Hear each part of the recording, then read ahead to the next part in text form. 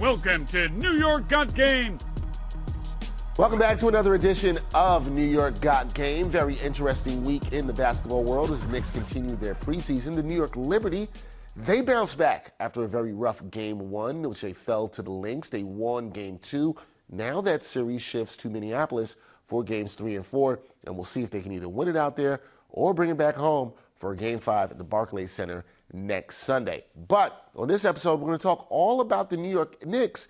I'm going to do it in a little bit of a different way. Not so much of the basketball, but a little sports betting. So let's get right into it. The Knicks are heating up. All right, we are just over a week before the start of the NBA regular season as things start to heat up here on New York Got Game. But with the regular season about to tip off, I thought it'd be great to take some time to look at some futures bets surrounding the New York Knickerbockers. Now, joining me to break down the best bets for the Knicks is a host at SportsGrid. He also hosts the show Betting Above the Rim. His name is Kevin Walsh Jr. He joins me now. Kev, what's going on? Hey, what's going on, Dexter? NBA, man, it's knocking on the door. Yeah, knocking on the door. Look, you know this is my favorite time of year. Cannot wait. Glad to talk to you about this. Thought we'd have some fun with it. So, Kev, I want to start with some team futures bets surrounding the Knicks, right? The Celtics, they're the odds-on favorite to get out of the East, but with the moves the Knicks have made this offseason, they might have closed that gap just a little bit, right? So looking at the odds for the Knicks to win the NBA title, I saw odds around plus 750 to win the whole thing, plus 300 to win the East, and plus 200 to win the Atlantic Division. So of those three choices, which one do you think is the best bet when it comes to New York? Yeah, I think if you look at that trio, the best is the biggest, which would be the title. Because if either of the first two are winners, you're going to hope you have the title. Again, if they win the Atlantic, you mentioned Boston. They're in the same division. If you have a better record than them, there's a very good chance you have the best record in the NBA. Maybe you have the number 1 overall seed. If you make it out of the East and you're the Knicks, you'll take your chances against anybody out West at more than double the payout when you compare those numbers. So for me, I look at the Knicks. You talk about the moves they made, starting with Mikal Bridges and then the recent Karl-Anthony Towns addition. This is a team that pushed all in. So of those three options, I'd rather push all in. I like that. The team pushed all in, so why not you as a better go all in with the Knicks? Why not? Just go for it. All right. Last year, the association introduced the NBA Cup, a.k.a. the in-season tournament. And the Knicks, they made it out of group play before they got bounced by the Bucks in the knockout round. Now, New York's odds to win the NBA Cup, plus 950, with plus 125 odds to win East Group A. Do you like throwing down a few dollars on either of these options concerning the Knicks? Yeah, so I think with the NBA Cup, it's tricky because they are regular season games, and the Knicks are likely set up to be a very good regular season team. The Sixers are the next closest team within their group, and Philly is going to be the home team in that game. Certainly, you go back to the postseason. Knicks fans have no issues making that trip. I don't know if they're going to make it in droves, though, for a cup game. And that could be the difference maker ultimately. And with the cup, there is maybe a bit more randomness. You think to last year's cup final, it was the Lakers and the Pacers, right? Neither one of those teams were ultimately top 4 seeds by the time the postseason was set. I don't know if I'm rushing to bet the Knicks in that market. All in all, they have a great chance. I'd rather get a shorter number for me, Dexter, if maybe they advance to the bracket portion of the cup, just to see if they're able to get out and avoid a random loss to the Hornets in group play. Yeah, you're right. That could be the best bet there. Can they make it out of their group, right, and into the knockout round? That might be the bet you want to look at there. Okay, you know this is popular when it comes to futures bets. We have to look at the win total with the Knickerbockers. Their over-under win total line, 54.5. Do you like that line for a team who last season won 50 games or more for the first time since 2013? And would you go over or under 54.5 wins this season? So when you get to the biggest win totals on the board, you always have to be cautious. A lot has to go right to win 55, 56 games. And again, if you win 55, 56, you're talking narrow. The Knicks last season, and it was a down year albeit, but they were the 2 seed with only 50 wins. So there's no telling they would need to cross this threshold in order to get there. If I end up betting that Knicks win total, though, I would only look over. And a lot of that has to do with what we saw when they added OG Anunoby last season. We know what Brunson is, right? And we know that Mikal Bridges and Karl-Anthony Towns are all-star level additions. But OG Anunoby and Jalen Brunson played 21 games together last year and were 19-2, Dexter, in those games, an 82 win pace of 74 wins. That's the record. I'm not saying they're going to win 74 games, but defense is always the name of the game in the regular season, I think, for a lot of these teams, especially to get through win totals. And with Tibbs and the additions, the idea for the Knicks is to have one of the best defenses in basketball. And you know the Knicks will go for it. They're going to go for the highest seed they possibly can get.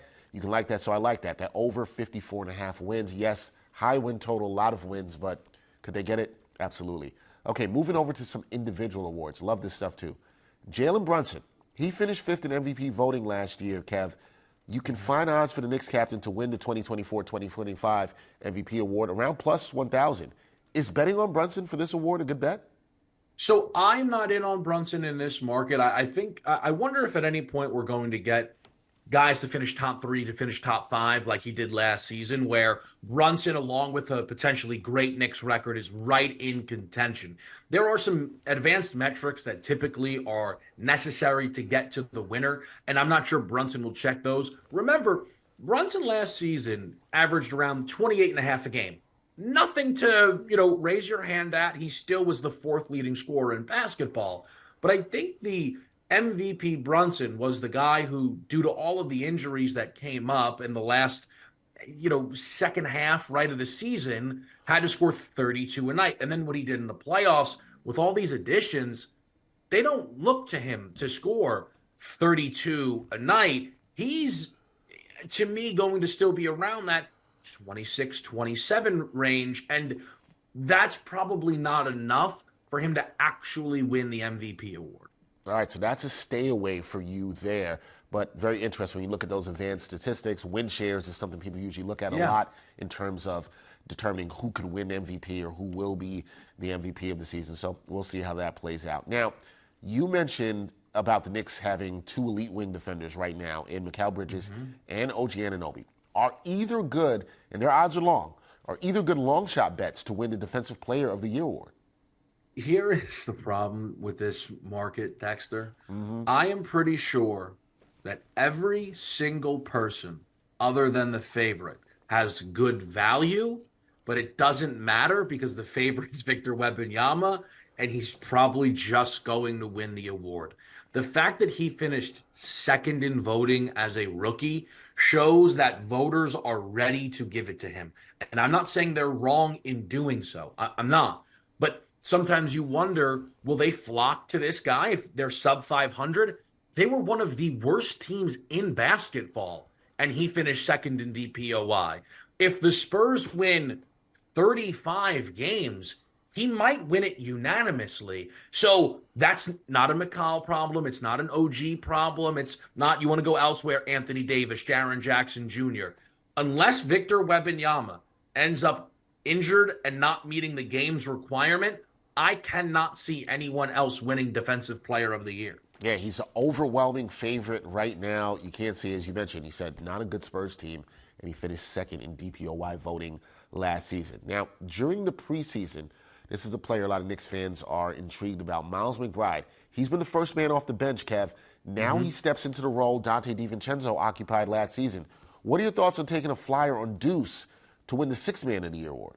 So it's so interesting, and I maybe need to get off of an assumption of mine, but when the Cat trade first happened, I had forgot about the Mitchell Robinson injury.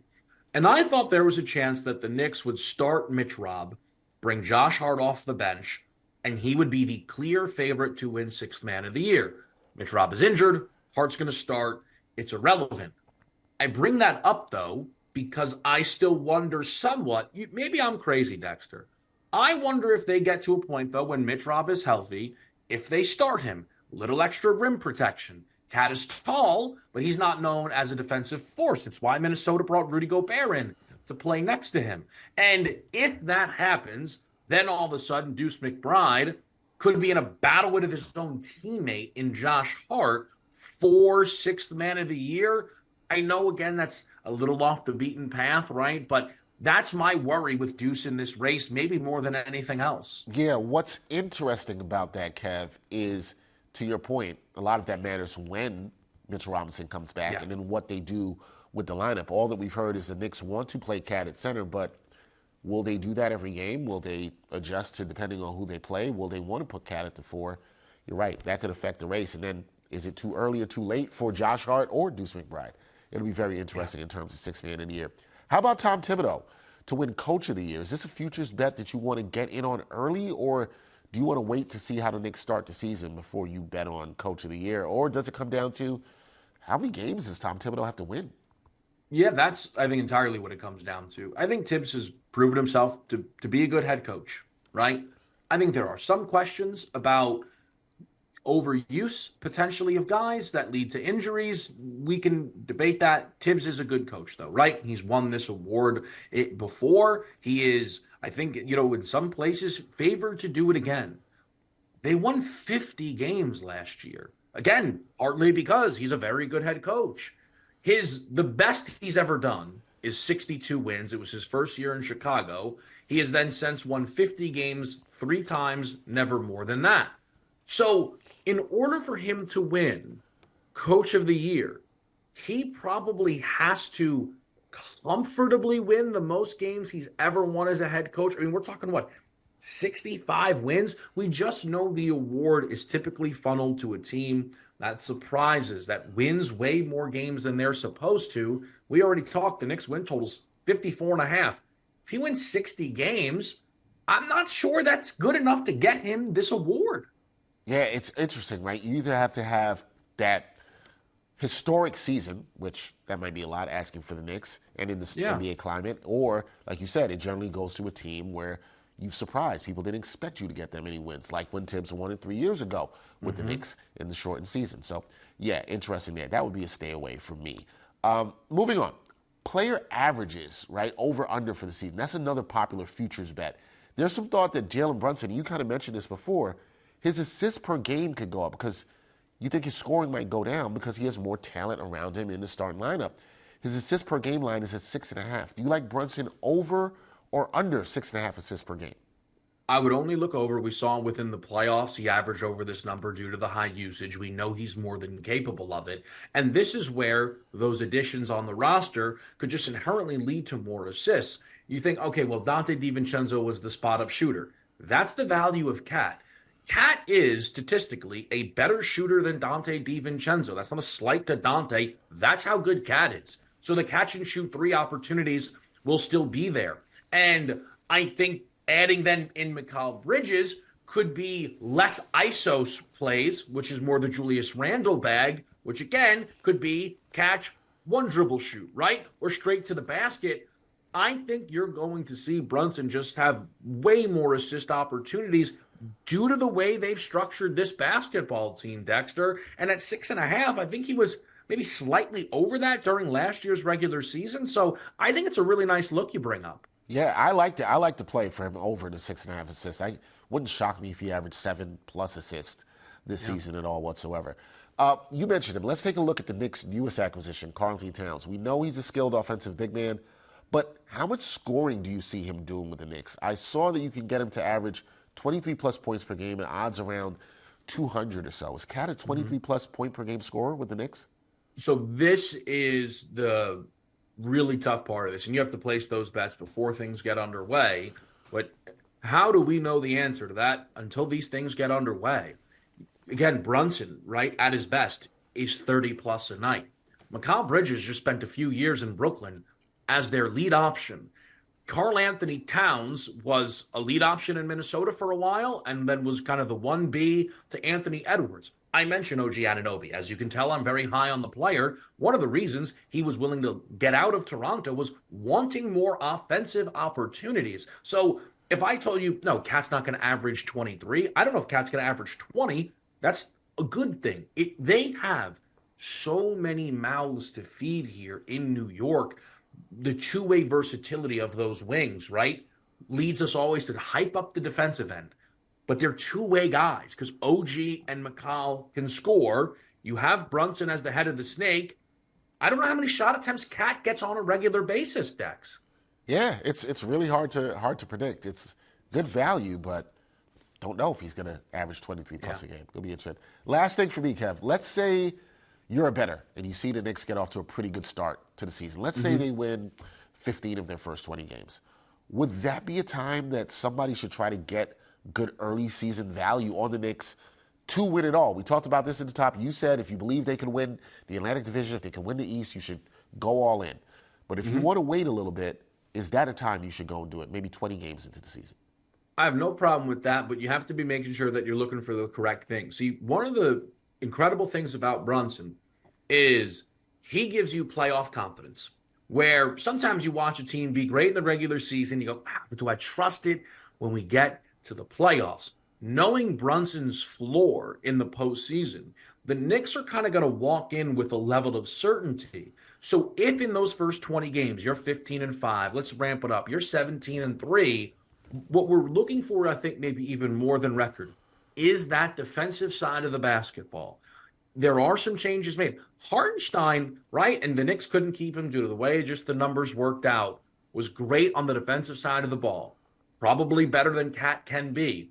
Are the Knicks winning games because they're in shootouts, or are the Knicks blowing teams out because the offense is crisp and the defense is absolutely rolling? That is the main thing that I'll be looking for from them early season, is are we getting one of the 5-6 best defenses in basketball, or is this an offensive first team, which might change the perception a little? Yeah, it would. You're right. That's what you want to look at more than the record. You want to see how they are playing, how they're winning these games. It'll be very interesting to see. I will say this. If they are a top 5 to 6 defense in basketball with the offensive talent they have, they should be one of the best teams in basketball. Yes. We will see how that all plays out. That is Kevin Walsh Jr., host at SportsGrid, also hosts Betting Above the Rim. Check that out. Does a great job talking NBA, NFL, everything. But on this show, he came to talk to us about betting on the Knicks. Kev, I appreciate the time. Thank you, man. Yeah, appreciate it. It's going to be a fun season at the Garden. Looking forward to it. Should be. Thank you, sir.